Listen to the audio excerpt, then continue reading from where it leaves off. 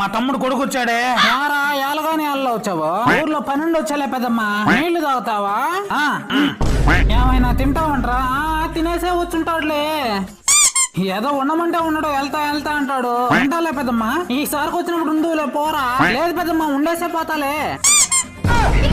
పండగలు మాత్రం తప్పకుండా అందరూ రండి. ఏమే మీ తమ్ముడు కొడుకు వచ్చాడే. అవునా? అల్లుడు వచ్చేస్తున్నాడు. అరే అల్లుడు, ఎలా ఉన్నావురా? బాగున్నా అత్త. ఏమండి, ఇక్కడ నుంచి 40 కిలోమీటర్ల దూరంలో నాటుకోడ పుంజులు దొరుకుతాయండి. మంచి పుంజులు పట్టుకోరండి.